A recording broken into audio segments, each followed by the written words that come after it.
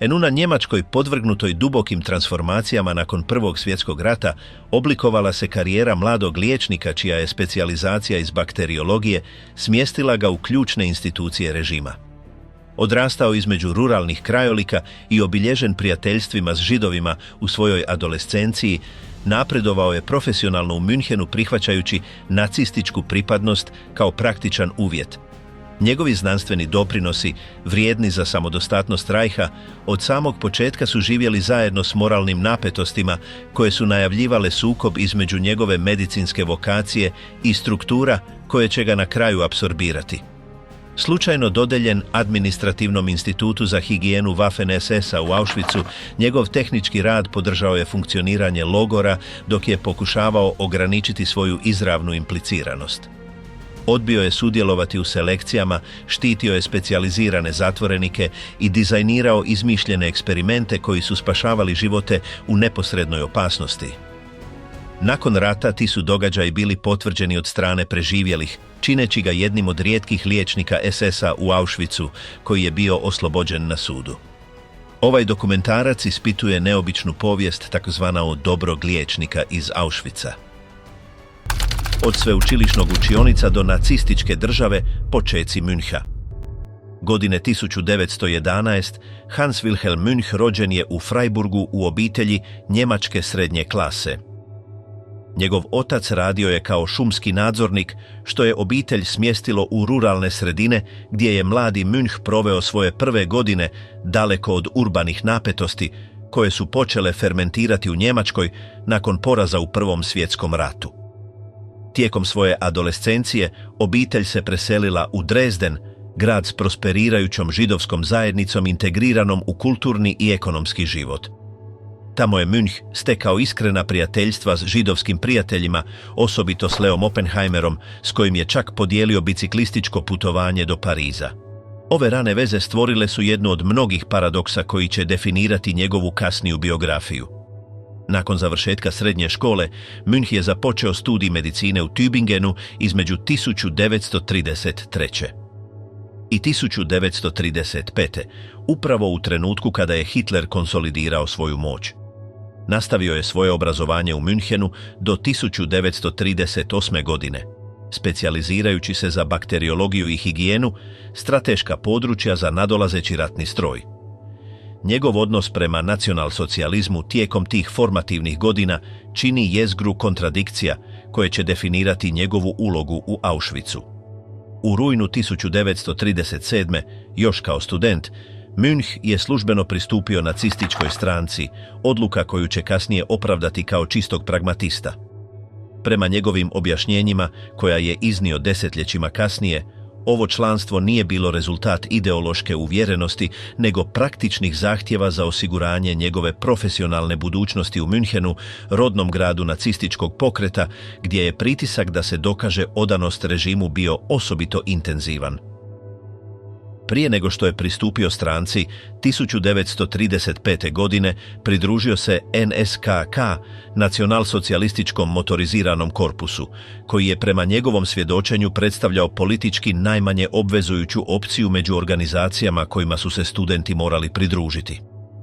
Majka Müncha, prema njegovim sjećanjima, imala je čvrsto protivnu poziciju prema nacionalsocijalizmu, izražavajući visceralnu mržnju prema Hitleru, dok je njegov otac ostao u stavu indiferentnosti, što je samo po sebi bila forma prilagodbe. Ova obiteljska dinamika stvarala je napetosti koje će Münch pamtiti u detalje, posebice rasprave u kojima mu je majka predbacivala što se pridružio stranci, iako bez uvjerenja, dok je on branio svoju odluku kao jedinu racionalnu kako ne bi uništio svoju karijeru. Ovo opravdanje temeljem racionalnosti i praktične potrebe postaće ponavljajući obrazac u njegovom objašnjavanju kasnijih odluka. Tijekom svojih studentskih godina Münch je razvio istraživački rad koji je savršeno odgovarao prioritetima nacističkog režima u njegovoj potrazi za ekonomskom samodostatnošću. Njegova doktorska disertacija bila je usmjerena na pronalaženje zamjene za agar-agar, medij za bakterijsko uzgajanje koji je morao biti uvozno.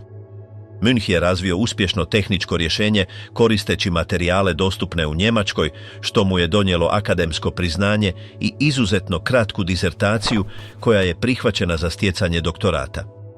Ovaj uspjeh ilustrira kako su čak i istraživači bez dubokog ideološkog angažmana mogli razvijati radove koji su savršeno služili ciljevima režima. Nakon završetka studija 1938. godine Münch je radio kao pripravnik u Schwabinger bolnici u Münchenu, dok je održavao svoju suradnju s Institutom za higijenu. Oženio je kolegicu liječnicu, a ubrzo su dobili dvoje djece, rođene 1940. i 1942. godine. Kada je izbio Drugi svjetski rat u rujnu 1939. godine, većina mladih liječnika odmah je bila pozvana. Münch i njegova supruga dobili su iznimno povoljan zadatak. Poslani su kao ruralni liječnici hitne pomoći u Olgu, zamjenjujući liječnike mobilizirane na frontu. Ova pozicija omogućila im je smještaj u relativno mirnim ruralnim sredinama, gdje su obavljali medicinsku praksu i odgajali svoju djecu dok je rat devastirao Europu. Međutim, ova privilegirana situacija počela je stvarati unutarnji konflikt u Münchu, koji će kasnije opisati s velikim detaljima. Dok je ugodno boravio u Bavarskoj, znao je da stariji liječnici od njega služe pod teškim uvjetima na fronti. Ova svijest o tome da izbjegava vojnu službu izazivala mu je, prema njegovim riječima, osjećaje krivnje koje nije mogao ignorirati. Tome se pridodavala i bombastična propaganda o potrebi da svi Nijemci doprinesu ratnim naporima, poruke koje su očito imale značajan utjecaj na njega. Ovaj psihološki pritisak naveo ga je na donošenje odluke koja će potpuno promijeniti njegovu karijeru. Od 1941. godine počeo je aktivno upravljati svojom uključenosti u vojnu službu. Ova odluka je značajna jer nije bila odgovor na izravni nalog, već na osobnu inicijativu, što komplicira bilo kakvu pojednostavljenu analizu njegovog slučaja.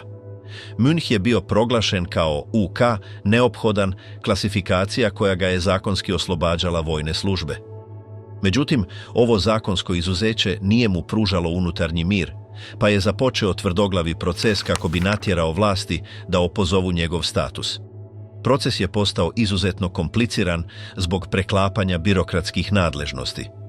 Münch je pokušao iskoristiti sve dostupne kontakte, uključujući svoju sestru koja je radila u generalštabu vojske, no svi su njegovi napori bili uzaludni tijekom mjeseci.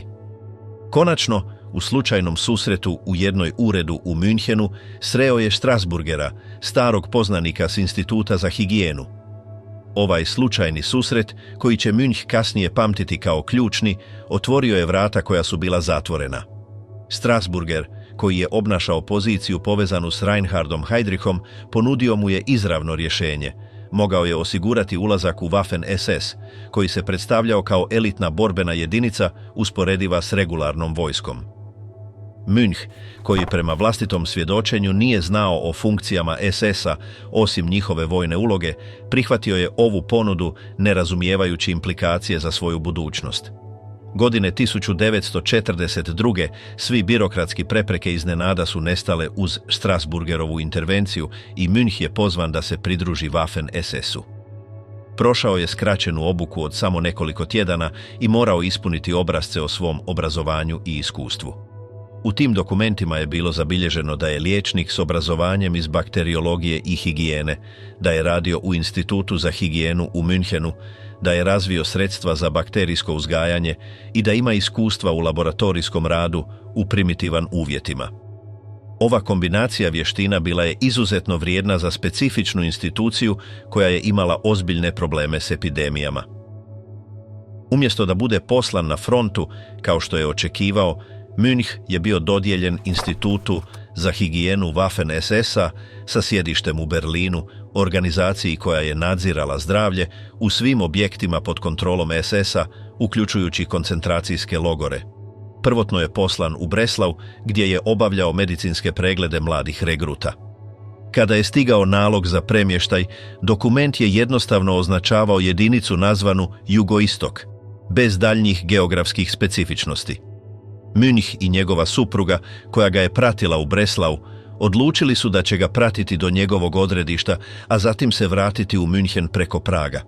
Međutim, kada su stigli u Katovice, otkrili su da vlak prema Pragu ne funkcioniše, pa je ona odlučila nastaviti s njim do konačnog odredišta. Tako su, bez da su to predvidjeli, Hans Wilhelm Münch i njegova supruga zajedno stigli na željezničku stanicu Auschwitz u zimu 1943. godine, između kraja 1942. godine. I početka 1943. Münch je potpuno bio neinformiran o vrsti objekta u Auschwitzu, ime kojemu tada ništa nije značilo. Na stanici ih je čekao podoficir Instituta za higijenu, koji im je osigurao da neće biti problema da supruga ostane nekoliko dana dok ne stigne dr. Weber, Münchov nadređeni, koji će se uskoro vratiti. Tijekom puta od stanice do Instituta za higijenu u Rajsku, otprilike 1,5 km od glavnog kompleksa, prvi su put primijetili kolonu zatvorenika koji marširaju. Prizor tih bića u prugastim uniformama, iscrpljenih, koji marširaju pod naoružanom pratnjom, bio je duboko uznemirujuć za oboje, iako još uvijek nisu potpuno razumjeli razmjere onoga što su svjedočili. Kada je Münch stigao u institut u nedjelju ujutro, objekt je bio praktički pust. U ponedjeljak je stigao komandant zatvorenika koji su radili tamo otprilike 100 muškaraca, većinom Židova, iako je bilo i Poljaka, svi s obrazovanjem u medicini, bakteriologiji ili kemiji. Kada je Kapo podnio vojni izvještaj, Münch, bez iskustva u vojnoj protokolima i djelujući instinktivno, naredio je zatvorenicima da se odmore i pristupio svakom od njih kako bi mu pružio ruku i predstavio se. Ovaj gesta, potpuno izvanredan i suprotan svim pravilima SS-a u pogledu ponašanja prema zatvorenicima, izazvao je nevjericu i kod prisutnog podoficira i kod samih zatvorenika. Podoficir je morao kasnije hitno objasniti Münchu da pod nikakvim okolnostima ne smije imati fizički kontakt sa zatvorenicima, da ne smije razgovarati s njima osim da bi davao zapovjedi i da postoje stroga pravila u vezi dopuštenih interakcija. Ova prva scena, koja se na prvi pogled čini manjom, ali duboko simboličnom, predskazivala je ponašanje koje će Münch održavati tijekom svog vremena u Auschwitzu, a koje će na kraju postati središnji faktor njegovog zakonskog preživljavanja na suđenjima nakon rata. Tijekom prvih dana, Münch je počeo postupno shvaćati stvarnost mjesta. Dr. Bruno Weber, njegov neposredni nadređeni, izravno mu je objasnio cijelu strukturu i funkcioniranje logora, uključujući postojanje plinskih komora, proces selekcije transporta, sustavno likvidiranje onih koji su smatrani nesposobnima i ulogu instituta unutar ovog sustava. Weber mu je jasno dao do znanja da institut nije izravno sudjelovao u selekcijama niti u egzekucijama, da je njegova funkcija strogo bila prevencija epidemija putem bakterioloških analiza i da će, dokle god se držao tih tehničkih funkcija, moći izbjeći uključivanje u mračnije aspekte Auschwitza. Kako je funkcionirao Auschwitz iz svojih nevidljivih unutarnjih struktura? Institut za higijenu Waffen SS-a u Rajsku, gdje je Hans Wilhelm Münch radio otprilike 18 mjeseci između 1943. i siječnja 1945. godine, predstavljao je ključni dio infrastrukture koja je omogućavala funkcioniranje kompleksa Auschwitz. Njegovo stvaranje bilo je odgovor na hitnu praktičnu potrebu. Epidemije su pogodile ne samo zatvorenike, nego i njemačko osoblje, ugrožavajući operativnost logora i industrije povezane s njim. Prije instituta, kada bi se otkrio izbijanje tifusa, standardni postupak bio je zatvoriti cijelu baraku i poslati sve njene stanovnike u plinske komore, a zatim je struktura dezinficirana s Zyklon B. Ova brutalna i neučinkovita metoda nepotrebno je povećavala broj smrti i smanjivala raspoloživu radnu snagu. Osim toga, stvarala je kontraefekt. Zatvorenici i zatvorski liječnici počeli su sustavno skrivati zarazne bolesti, znajući da je prijavljivanje značilo sigurnu smrt za sve stanovnike barake. Ova kaotična situacija dovela je SS da osnuju institut s ciljem uvođenja znanstvenijih metoda kontrole epidemija, ne iz humanitarnih razloga, nego iz potrebe da zaštite njemačko osoblje i održe operativnom robovsku radnu snagu koja je bila potrebna za ratne industrije. Incident koji je ubrzao stvaranje instituta bila je infekcija tifusom supruge SS Obersturmbannführera Cezara, koji je upravljao poljoprivrednim operacijama u Rajsku. Panika koju je ovaj slučaj izazvao među vlastima motivirala je odluku o uspostavi potpuno opremljenog bakteriološkog laboratorija, sposobnog za obavljanje sustavnih analiza, otkrivanje izbijanja u ranim fazama i razvoj strategija kontrole koje ne bi ovisile isključivo o masovnom istrebljenju.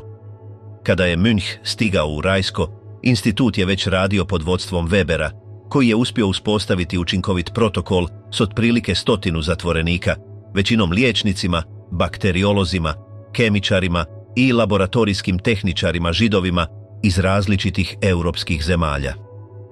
Ovi zatvorenici predstavljali su izuzetno vrijedan resurs, jer su mnogi od njih bili istaknuti profesionalci s specijaliziranim znanjem.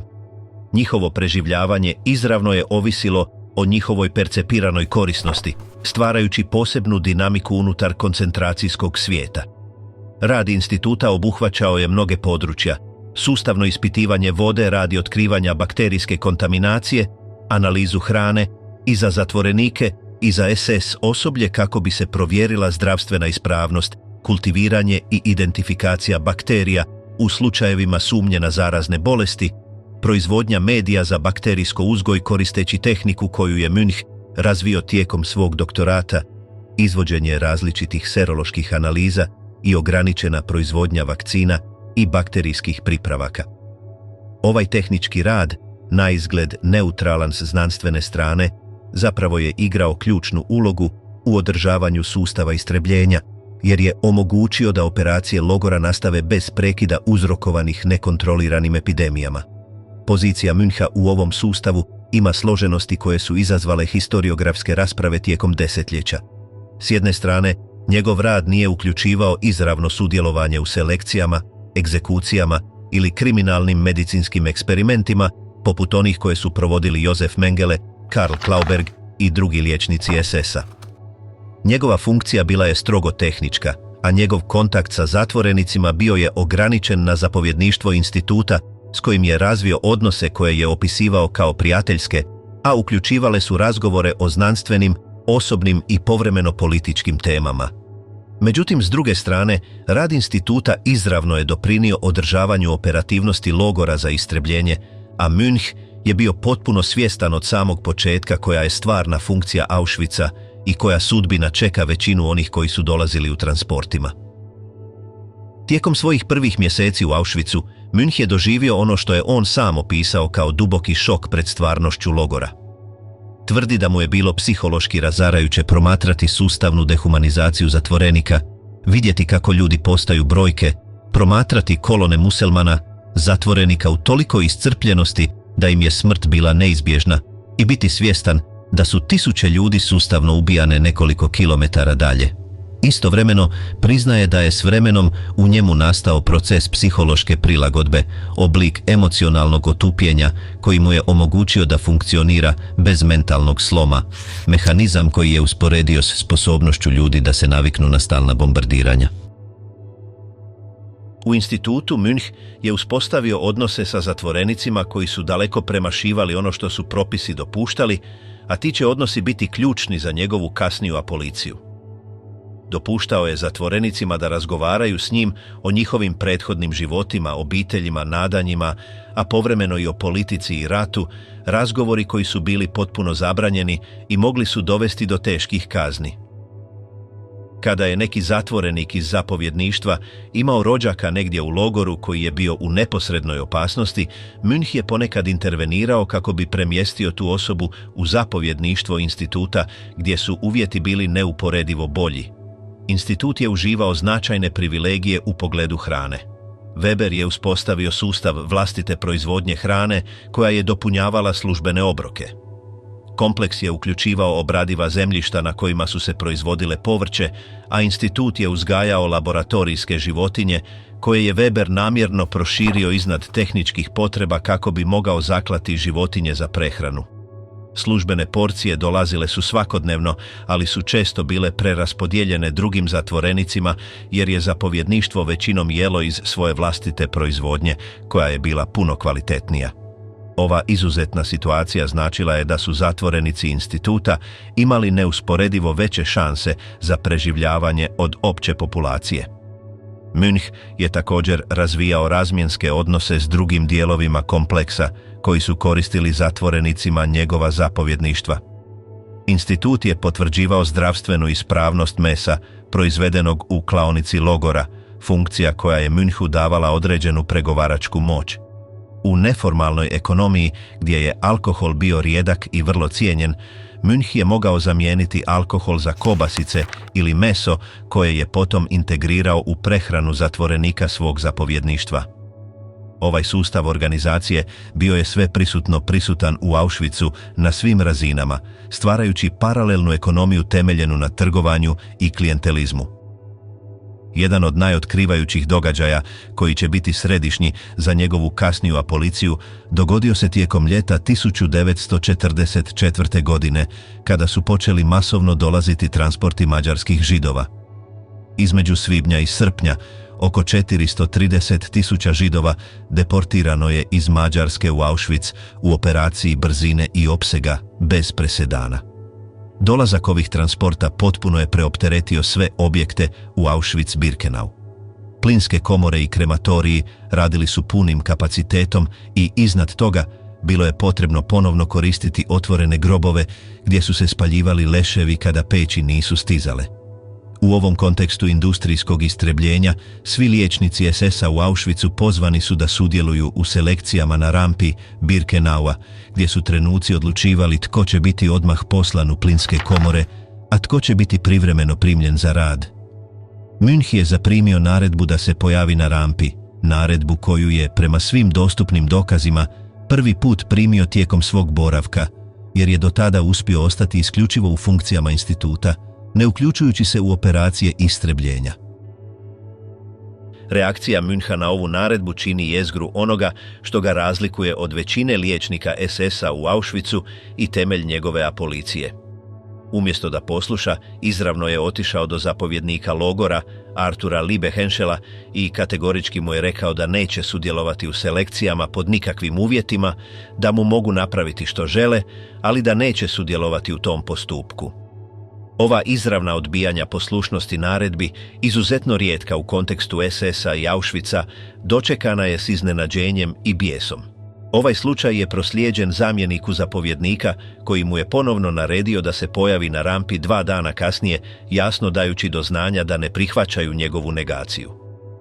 Pred ovom ponovljenom naredbom, Münch je otišao do Webera, koji je tada bio u Auschwitzu, i objasnio mu situaciju. Weber mu je savjetovao da odmah otputuje u Berlin kako bi izravno razgovarao s Joachimom Mrugovskim, profesorom medicine i časnikom SS-a, koji je upravljao cijelim institutom za higijenu iz glavnog grada. Münch je iste večeri otputovao u Berlin, dogovorio intervju s Mrugovskim i jasno mu izložio svoj stav. Neće sudjelovati u selekcijama, smatrao je da ta aktivnost nije dio njegovih funkcija kao bakteriologa i bio je spreman prihvatiti posljedice, uključujući slanje na istočni front ili čak vojni sud. Mrugovski je, suočen s ovom čvrstom pozicijom i nakon što je procijenio situaciju, odlučio zaštititi Müncha telefonskim pozivom zapovjedniku Auschwitza. Točni razlozi ove odluke nisu potpuno jasni, ali očito su uključivali nekoliko čimbenika. Münch je bio vrijedan stručnjak u polju s nedostatkom kvalificiranog osoblja, Mrugovski je trebao neki favorizirani postupak od zapovjednika, stvarajući situaciju uzajamne pregovaračke koristi. A moguće je da je postojao i priznanje da bi forsiranje nekoga da izvrši selekcije protiv njegove volje moglo imati kontraproduktivne posljedice. Rezultat je bio da je Münch službeno bio izuzet od sudjelovanja u selekcijama, izuzeće koje je trajalo tijekom cijelog njegovog vremena u Auschwitzu i koje ga je učinilo jedinim liječnikom SS-a u logoru, prema svim dostupnim svjedočanstvima, koji je uspješno odbio ovu funkciju. Vijest o ovoj izuzeću brzo se proširila među zatvorenicima instituta i šire. Činjenica da se liječnik SS-a odbio baviti selekcijama i uspio zadržati svoju poziciju stekla je veliki simbolički značaj za mnoge zatvorenike, sugerirajući im da nisu svi Nijemci potpuno predani sustavu te da je moguće odupirati se određenim aspektima, iako samo na marginama. Zatvorenici iz zapovjedništva, svjesni da su dobili nadzornika koji nije sudjelovao u operacijama istrebljenja i koji ih je tretirao s relativnom ljudskošću, učinili su sve što su mogli da ga zadrže u Auschwitzu i da ga odvrate od bilo kakvog pokušaja traženja premještaja. Međutim, ovaj epizod negativne odluke o selekcijama, koji predstavlja najpozitivniji aspekt Münchenovog ponašanja, mora se staviti u širi kontekst njegove funkcije u logoru. Münch je nastavio raditi u institutu tijekom sljedećih mjeseci, provodeći bakteriološke analize koje su doprinosile učinkovitom funkcioniranju logora, sudjelujući u neformalnoj ekonomiji razmjena i održavajući prijateljske odnose s drugim časnicima SS-a. Među njima bio je i Josef Mengele, liječnik koji će postati simbol medicinskih zločina nacizma. Odnosi između Müncha i Mengelea, kako ih je Münch kasnije opisao, predstavljaju još jednu zbunjujuću paradoksu. Münch je tvrdio da je imao opsežne razgovore s Mengeleom, debate koje je karakterizirao kao političke i ideološke rasprave u kojima je pokušavao razumjeti svjetonazor uvjerenog nacionalsocijalista. Prema njegovom iskazu, Mengele je predstavljao tip počinitelja ideološki predanog, osobu koja je stvarno vjerovala u nacističku rasnu teoriju, koja je Židove smatrala egzistencijalnom prijetnjom za europsku civilizaciju i koja je svoj rad u Auschwitzu vidjela kao jedinstvenu znanstvenu priliku za napredak u genetičkom znanju putem eksperimenata koji bi bili nemogući u normalnim okolnostima zbog etičkih ograničenja. Ovi razgovori, ako su se dogodili prema Münchovom opisu, duboko su uznemirujući iz nekoliko razloga. Sugeriraju da je Münch održavao prijateljske odnose s najpoznatijim medicinskim počiniteljem u Auschwitzu, što postavlja pitanja o tome koliko je njegova odbijanja sustava bila dosljedna i koliko je bio spreman normalizirati svoju situaciju kroz socijalizaciju s kolegama koji su izravno sudjelovali u zločinima. Karakterizacija Mengelea kao objektivnog znanstvenika koji primjenjuje racionalne metode unatoč pogrešnom ideološkom okviru minimizira kriminalnu i sadističku prirodu mnogih Mengeleovih aktivnosti. Činjenica da je tvrdio kako je raspravljao o tim temama bez poduzimanja bilo kakvih radnji izvan intelektualne rasprave ilustrira granice njegova otpora i njegovu praktičnu suglasnost sa sustavom dok je ostao unutar njega. Otprilike u jesen 1944. nakon što je Karl Klauberg napustio Auschwitz nakon završetka svojih eksperimenata o sterilizaciji, u logoru je ostalo između 20 i 25 mladih židovskih žena koje su korištene kao subjekti eksperimentiranja. Te su žene premještene u Institut za higijenu, gdje su isprva korištene za uzimanje uzoraka sline potrebnih za određivanje krvnih grupa. Kada je ovaj projekt završen, stigao je nalog da ih vrate u opći logor, što je u praksi značilo njihov transport u plinske komore jer nisu bile korisne za rad. Münch, suočen s ovom situacijom, proveo je, prema svom svjedočenju, neprospavanu noć tražeći rješenje, sve dok nije odlučio smisliti novi istraživački projekt koji bi zahtijevao korištenje tih istih žena, pružajući tako opravdanje za njihov opstanak. Eksperiment koji je osmislio uključivao je inokulaciju eksperimentalnog seruma protiv zubnog granuloma, temu koja je bila dovoljno znanstveno prihvatljiva da bude odobrena, ali dovoljno bezopasna da ne prouzroči stvarnu štetu. Münch je uputio žene da se žale svakome tko bi pitao da su eksperimenti bili bolni, kako nitko ne bi posumnjao da u stvarnosti nije bilo nikakvih značajnih događanja, čime je uspio održati ovu grupu u institutu još nekoliko mjeseci, dok se njemačka vojna situacija pogoršavala. Ovaj je epizod bio ključan na suđenju u Krakovu, jer je nekoliko tih žena preživjelo, pronađene su nakon rata i svjedočile su da je Münch provodio eksperimente koji su bili predstavljeni kao bolni, ali u stvarnosti su bili bezopasni, te su one razumjele da je to bio trik za spašavanje njihovih života. Ova pozitivna svjedočanstva žrtava Auschwitza o jednom časniku SS-a bila su izuzetna i presudna u odluci poljskog suda da oslobodi Müncha. Međutim, čak i ovaj naizgled herojski epizod ima ambigvitete kada se pažljivo analizira, jer ilustrira da je moć života i smrti nad tim ljudskim bićima u potpunosti bila u rukama Müncha, da su one bile u stanju apsolutne ranjivosti i da je njihovo spašavanje ovisilo o dobroj volji i birokratskoj kreativnosti njihovog otmičara. Tijekom posljednjih mjeseci 1944. i početkom 1945.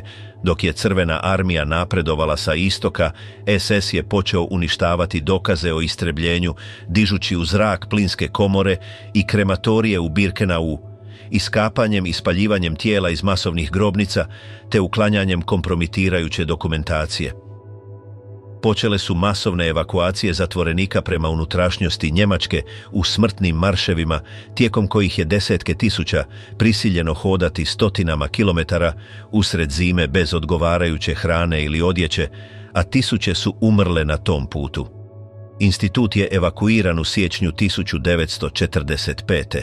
a Münch i osoblje premješteni su u Dachau, gdje su trebali uspostaviti novi laboratorij, iako je do tada rat bio jasno izgubljen, a kaos je bio opći. Krakov 1947, kako je utvrđena pojedinačna odgovornost. Tijekom ljeta 1945. godine Hans Wilhelm Münch predao se američkim vojnim vlastima u logoru za ratne zarobljenike blizu Stuttgarta, identificirajući se kao liječnik Waffen SS-a i otkrivajući da je bio raspoređen u Auschwitz. Ova odluka da se voljno identificira, umjesto da pokušava nestati u kaosu okupirane Njemačke, gdje je provjera identiteta bila izuzetno teška, predstavljala je značajan rizik u pogledu toga kako će ga tretirati saveznici pobjednici.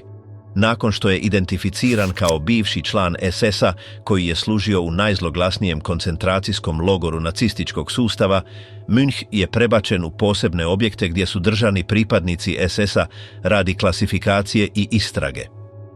U barakama Kornwestheima, blizu Stuttgarta, gdje je Münch boravio nekoliko mjeseci zajedno s brojnim drugim članovima SS-a, odvijale su se otkrivajuće scene psihološke dinamike među bivšim počiniteljima sada pretvorenim u zatvorenike. Komisije bivših zatvorenika koncentracijskih logora redovito su posjećivale ove objekte, pregledavale zatvorenike koji su bili poravnati i povremeno identificirale specifične stražare ili časnike koji su počinili zločine, a koji su potom izručeni zemljama gdje su djelovali kako bi bili suđeni. Münch je primijetio da su, kada su ove komisije dolazile, neki bivši zatvorenici koji su bili u Auschwitzu prepoznavali njega, ali su obavještavali savezne istražitelje da nemaju optužbi protiv njega, što je bila rana naznaka da je njegovo ponašanje zapamćeno na drugačiji način nego kod većine. Razgovori među zatvorenicima SS-a u Kornwestheimu predvidljivo su se vrtjeli oko njihovih budućih perspektiva i pokušaja minimiziranja njihove odgovornosti. Münch je kasnije opisao kako su se većina njegovih kolega bavila konstruiranjem narativa o svojoj nevinosti, inzistirajući da oni osobno nikada nisu učinili ništa loše, da su samo slijedili zapovjedi, da su bili obični administratori bez prava donošenja odluka, da su pravi zločinci bili drugi.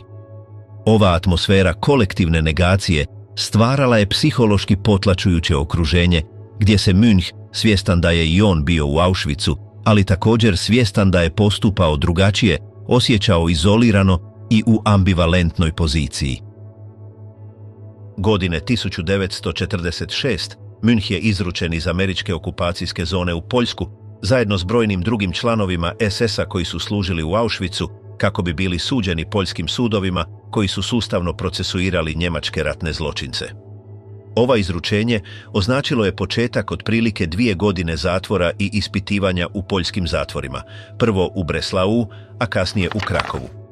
Liječenje koje je primio bilo je, prema njegovim opisima, iznenađujuće raznoliko, oscilirajući između razdoblja izuzetno teških uvjeta, krajnjeg pretrpanosti i povremenog zlostavljanja od strane čuvara koji su ga smatrali običnim ratnim zločincem, te razdoblja relativno privilegiranog tretmana kada su suci počeli shvaćati da je njegova situacija različita od drugih optuženika. Proces istrage protiv Müncha bio je dug i metodičan. Poljski suci detaljno su ispitivali Müncha o svakom aspektu njegova vremena u Auschwitzu, kako je tamo došao, koje su bile njegove specifične funkcije, što je svjedočio, kakve je odnose održavao s drugim članovima SS-a, kako je tretirao zatvorenike pod njegovim nadzorom, je li sudjelovao u selekcijama, je li provodio medicinske eksperimente, te bilo koji drugi relevantni aspekt za određivanje njegovog stupnja kriminalne odgovornosti. Münch je potpuno surađivao u tim ispitivanjima, pružajući detaljne i istinite odgovore o svom iskustvu, uključujući informacije o općem funkcioniranju logora, o drugim liječnicima SS-a, te o sustavu istrebljenja, informacije koje su bile vrlo korisne poljskim istražiteljima u njihovom nastojanju da u potpunosti dokumentiraju zločine počinjene u Auschwitzu. Tijekom ovog razdoblja zatvora prije suđenja, Münch je doživio trenutke duboke beznađa, izmjenjujući se s opreznom nadom kako je sve više shvaćao kako se njegov slučaj procjenjuje. Sudac istrage ga je u jednom trenutku obavijestio, na njegovo ogromno iznenađenje i olakšanje, da protiv njega u poljskim arhivama ne postoje ozbiljne optužbe, da su svjedočanstva prikupljena od bivših zatvorenika koji su ga poznavali bila dosljedno pozitivna ili barem neutralna, te da sud nije imao namjeru osuditi ga za zločine koje nije počinio samo zato što je bio član SS-a u Auschwitzu. Ovaj sudac je čak ponudio da stupi u kontakt sa Münchovom ženom u Bavarskoj kako bi je obavijestio da je njen muž dobro i da će vjerojatno biti oslobođen, što je bio izuzetno humanitarni čin koji je duboko dirnuo Müncha. Glavno suđenje protiv osoblja Auschwitza održano je 1947. pred Vrhovnim nacionalnim sudom Poljske, posebnim sudom osnovanim isključivo za suđenje ratnim zločinima i zločinima protiv čovječnosti počinjenim na poljskom teritoriju tijekom njemačke okupacije. Među optuženicima bili su Arthur Liebe Henschel, koji je bio zapovjednik Auschwitza nakon Rudolfa Hössa, Maria Mandl, strahovita šefica nadzornica ženskog logora u Birkenau, Hans Aumeier, bivši šef logora, i otprilike 40-ak drugih optuženika, uključujući liječnike, administratore i stražare. Münch je bio jedini liječnik među optuženicima jer su drugi poput Josefa Mengelea uspjeli pobjeći. Münchovo prisustvo na optuženičkoj klupi zajedno s tim osuđenim zločincima stvaralo je paradoksalnu situaciju, jer je bio suđen za iste optužbe kao i ostali, ali pod potpuno različitim činjeničnim okolnostima. Suđenje se razvijalo tijekom nekoliko tjedana s prezentacijom svjedočanstava brojnih preživjelih koji su opisali užase koje su doživjeli i koji su identificirali specifične optuženike kao počinitelje konkretnih zločina. Poljsko tužiteljstvo pažljivo je gradilo slučaj protiv svakog optuženika, dokumentirajući njegovu specifičnu ulogu u funkcioniranju logora, prezentirajući dokaze o sudjelovanju u selekcijama, egzekucijama, mučenju, kriminalnim medicinskim eksperimentima ili u općoj administraciji sustava koji je ubio više od 1 milijun ljudi. Međutim, u Münchovom slučaju tužiteljstvo je imalo temeljni problem. Nisu postojali svjedoci žrtava koji bi ga inkriminirali za specifične zločine, nije bilo dokaza da je sudjelovao u selekcijama, iako je bio u Auschwitzu tijekom razdoblja mađarskih deportacija, kada su praktički svi liječnici sudjelovali, te su postojala brojna svjedočanstva bivših zatvorenika koji su tvrdili da je Münch postupao humano unutar mogućnosti koje mu je omogućila njegova pozicija. Ključni trenutak suđenja u vezi s Münchom dogodio se kada je tužiteljstvo iznijelo optužbe vezane uz eksperimente koje je navodno provodio s židovskim ženama premještenim s Klaubergovog bloka. Optužba, temeljena na dokumentaciji instituta koju su zarobile sovjetske snage, tvrdila je da je Münch koristio te žene kao subjekte medicinskog eksperimentiranja, podvrgavajući ih bolnim i nehumanim postupcima bez njihovog pristanka, te da je nekoliko njih umrlo kao rezultat toga. Ova optužba, da je bila potvrđena, bila bi dovoljna za osudu Müncha, jer su neodobreni medicinski eksperimenti na zatvorenicima bili proglašeni zločinima protiv čovječnosti na Nürnberškim suđenjima. Međutim, kada je obrana imala priliku iznijeti svoj slučaj, dogodilo se nešto potpuno neočekivano u kontekstu suđenja protiv osoblja Auschwitza. Nekoliko žena koje su bile podvrgnute Münchovim eksperimentima bilo je locirano i dovedeno u Krakov kako bi svjedočile. Te su žene, umjesto da potvrde verziju optužbe o bolnim i nehumanim eksperimentima, svjedočile da su, iako su formalno bile podvrgnute eksperimentima i primile navodno bolne injekcije, zapravo eksperimenti bili lažni, osmišljeni specifično kako bi se stvorilo birokratsko opravdanje koje bi im omogućilo da ostanu žive i u institutu, umjesto da budu vraćene u opći logor gdje bi bile poslane u plinske komore. Objasnile su da im je Münch izričito rekao da se žale na bol i nelagodu kad god bi ih netko pitao, kako nitko ne bi posumnjao da se zapravo nije događalo ništa bitno, te da su one shvatile da je ovo bio trik kako bi spasile svoje živote. Utjecaj ovih svjedočanstava u sudnici bio je izuzetno snažan. Publika prisutna u sudnici, koja se u velikoj mjeri sastojala od preživjelih iz Auschwitza i članova obitelji žrtava, spontano je pljeskala kada su žene završile sa svjedočenjem, što je bila vrlo neuobičajena emocionalna reakcija u formalnom kontekstu suda, ali koja je odražavala priznanje da su svjedočili nečemu izuzetnom. Žrtve Auschwitza, svjedočeći u korist člana SS-a, ne pod prisilom ili zabludom, već iz iskrene zahvalnosti prema nekome tko je iskoristio svoju poziciju moći, ne da bi nanosio dodatnu patnju, već da bi spasio živote u ograničenim okolnostima koje mu je sustav omogućio.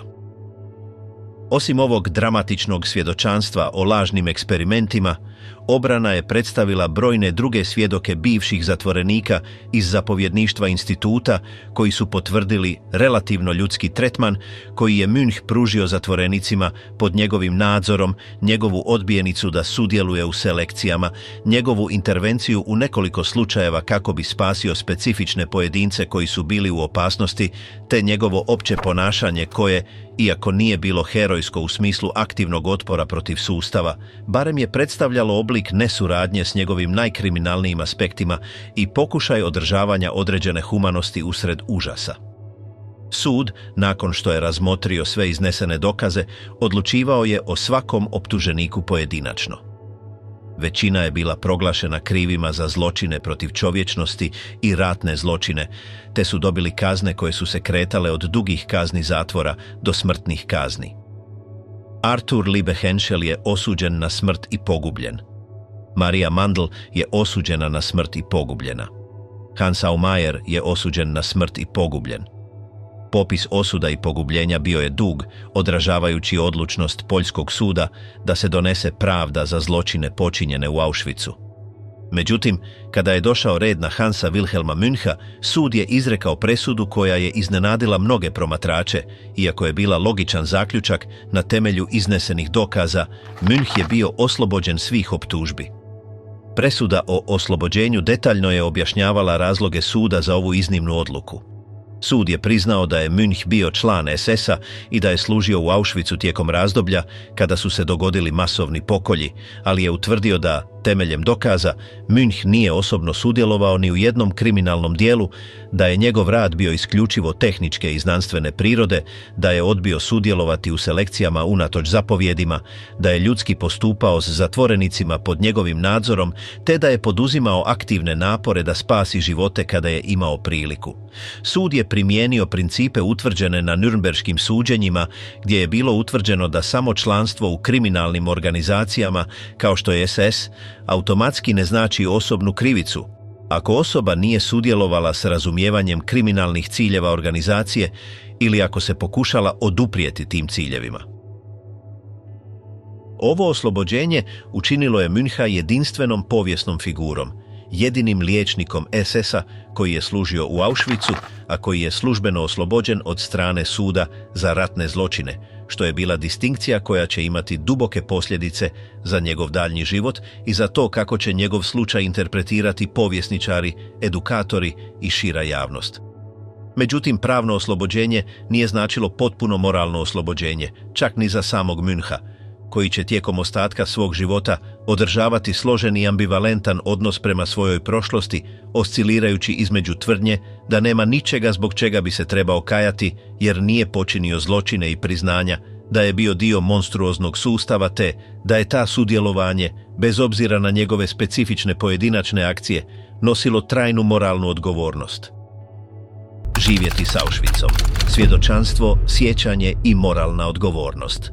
Kada je Hans Wilhelm Münch 1948. godine, nakon 3 godine zatvora u Poljskoj, vratio u Bavarsku, zatekao je poraženu i okupiranu Njemačku u kojoj su milijuni pokušavali obnoviti svoje živote. Njegova supruga i djeca dočekali su ga s olakšanjem pomiješanim s neizbježnim napetostima dugotrajne odsutnosti. a policija u Krakovu pravno ga je razlikovala od ogromne većine bivših članova SS-a, ali njegova prošlost u Auschwitzu i dalje je predstavljala prepreku za ponovno integriranje u poslijeratno njemačko društvo, gdje su se službeni napori denacifikacije sukobljavali s praktičnom potrebom za reintegracijom milijuna bivših članova nacističke stranke kako bi zemlja mogla normalno funkcionirati. Münch je bio suočen s dilemama kako se profesionalno predstaviti, identificirati se kao bivši liječnik Auschwitza koji je bio oslobođen, ili jednostavno kao liječnik s generičkim vojnim iskustvom.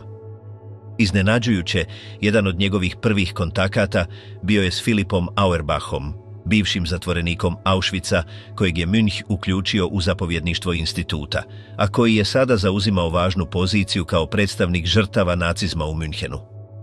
Auerbach, prepoznajući da je Münch postupao drugačije u Auschwitzu, pomogao mu je da se profesionalno uspostavi, što je bila ključna podrška za navigaciju kroz procese denacifikacije. Uz ovu pomoć, Münch je uspio postati ruralni liječnik u Olgeu, vraćajući se vrsti prakse koju je razvio prije nego što je pristupio SS-u. Tijekom 4 desetljeća, od 1948. do svog umirovljenja 1990. godine, radio je kao liječnik u malim ruralnim zajednicama Bavarske, gdje je život tekao polako, a užasi Auschwitza činili su se kao da pripadaju drugom univerzumu. Ovaj kontrast između logora smrti i života seoskog liječnika stvarao je egzistencijalnu disocijaciju koju je morao upravljati tijekom cijelog svog života. Početna strategija Müncha i njegove obitelji bila je šutnja. Ne govoriti o Auschwitzu, pokušati živjeti normalno nadajući se da će sjećanja izblijediti. Ova strategija aktivnog zaborava bila je uobičajena u poslijeratnoj Njemačkoj, gdje su milijuni koji su na razne načine sudjelovali u nacističkom režimu kolektivno odlučili ne govoriti o prošlosti, stvarajući zavjeru šutnje koja je omogućila materijalnu obnovu, ali je spriječila odgovarajuće suočavanje s kolektivnom krivnjom. Međutim, tijekom 50. i 60. godina, kako je Njemačka doživjela svoj ekonomski čudo, započeo je i proces kasnog suočavanja s nacističkom prošlošću. Suđenja u Frankfurtu protiv osoblja Auschwitza, koja su održana između 1963. i 1965. godine, predstavljala su ključni trenutak jer je po prvi put njemački sud sustavno sudio zločine u koncentracijskim logorima, slušajući svjedočanstva preživjelih i detaljno dokumentirajući sustav istrebljenja. Münch je pozvan da svjedoči u Frankfurtu ne kao optuženik, već kao svjedok, s obzirom na njegovu aboliciju u Poljskoj. Ova uloga označila je početak nove faze u njegovom odnosu prema prošlosti, obilježene javnim iznošenjem njegovog iskustva. U Frankfurtu je opisao organizacijsku strukturu logora, različite kategorije SS osoblja, proces selekcije, funkcioniranje plinskih komora, život zatvorenika, epidemije, institut za higijenu i brojne tehničke detalje koji su bili vrijedni za povijesno razumijevanje holokausta. Pružajući ova svjedočanstva, Münch je plovio kroz moralno kompleksno područje, pomažući njemačkoj pravdi da procesuira bivše kolege dok je gradio narativ o vlastitoj nevinosti. Konstantno je naglašavao da je u Auschwitz doveden slučajno, da je njegova funkcija bila tehnička i znanstvena, da je odbio sudjelovati u selekcijama, da je ljudski postupao sa zatvorenicima i da je pokušao spasiti živote kada je bilo moguće. Ovaj narativ, koji je prema dokazima bio suštinski istinit, također je služio funkciji samopravdanja. Prihvaćanje je bilo kompleksno.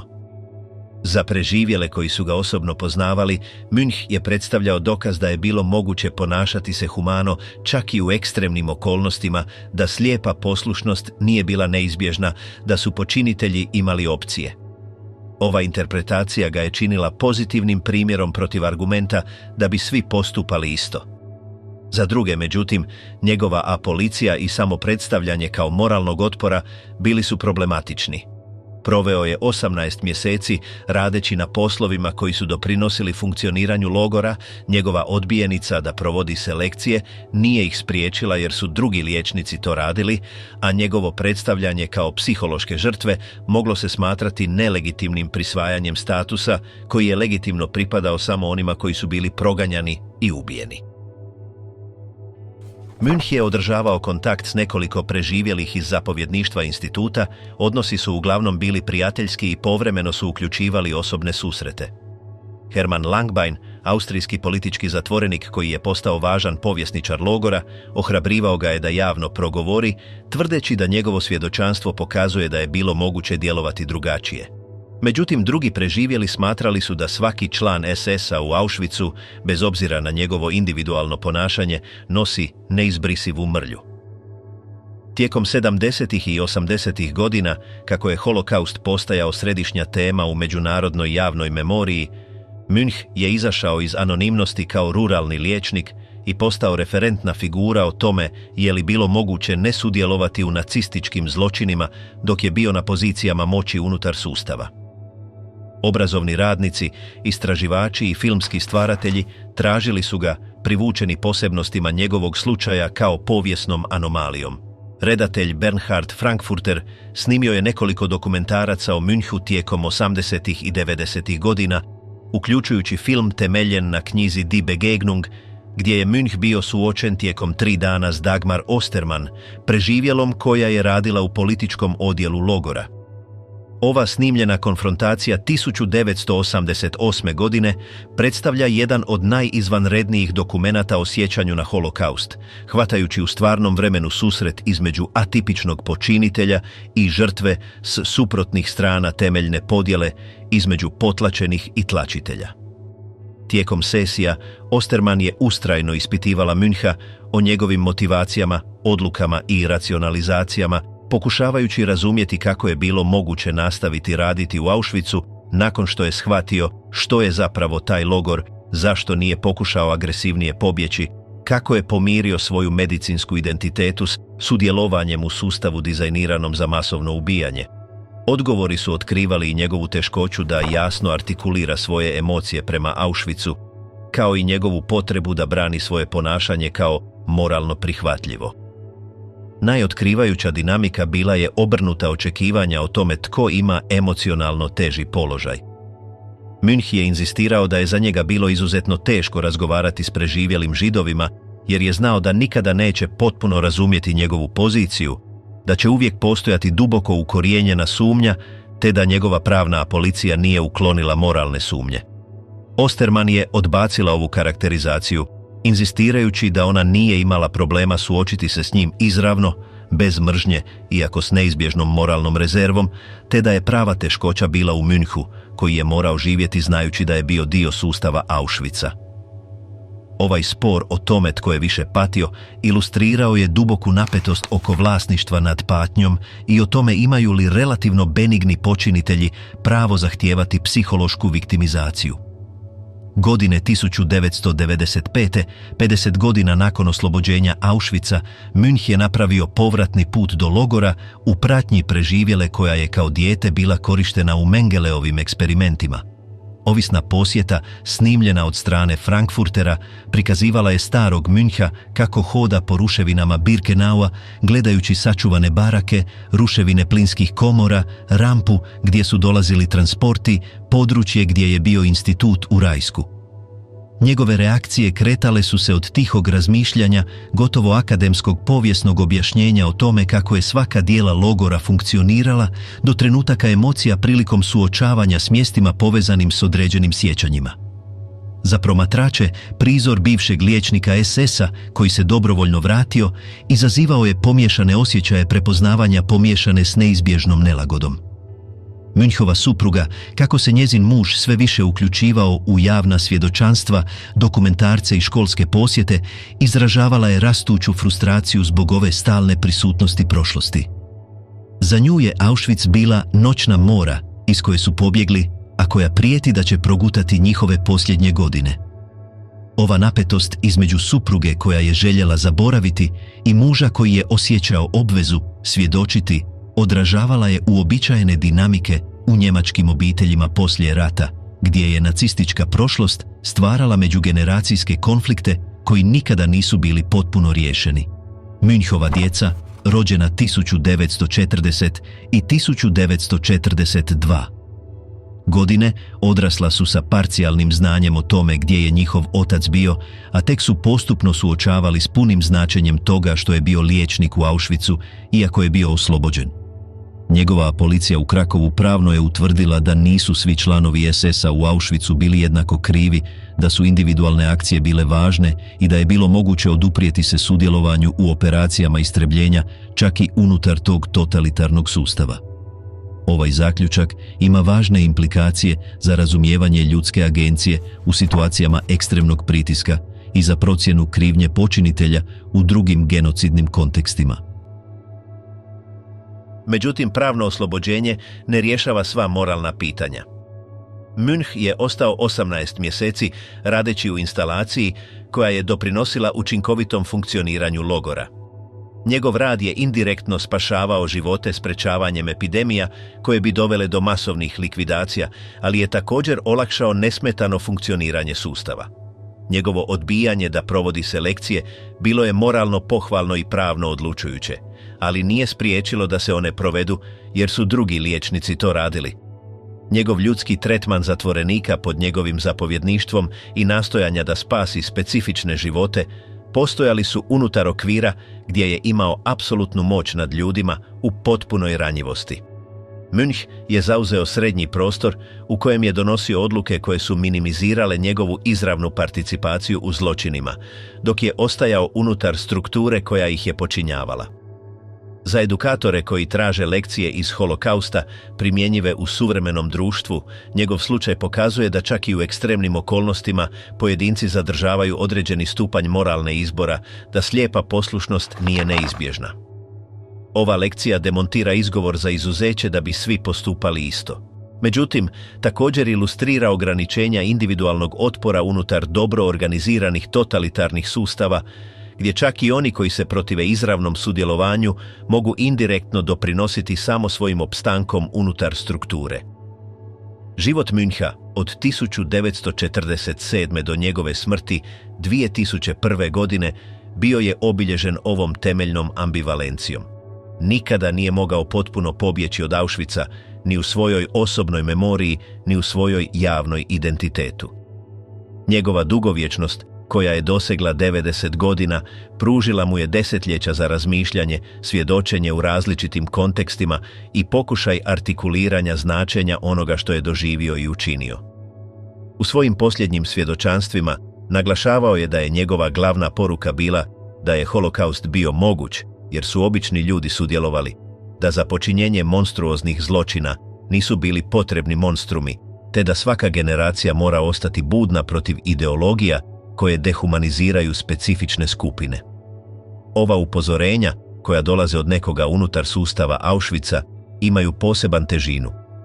Hans Wilhelm Münch umro je 2001. godine, 56 godina nakon oslobođenja, noseći sa sobom svoje potpune memorije, ali ostavljajući značajan dokumentarni nasljeđe u svjedočanstvima, intervjuima, dokumentarcima i povijesnim analizama. Njegova smrt zatvorila je specifično poglavlje u sjećanju na holokaust, jer je bio jedan od posljednjih članova SS osoblja iz Auschwitza, koji je živio dovoljno dugo da široko svjedoči u suvremenoj eri.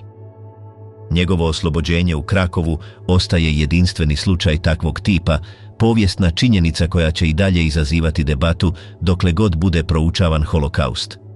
Njegova priča podsjeća da masovno zlo zahtijeva sudjelovanje mnogih ljudi u različitim ulogama, da većina počinitelja nisu ideološki fanatici nego obični ljudi koji donose odluke pod pritiskom, te da moralni izbori u ekstremnim situacijama rijetko bivaju jasni.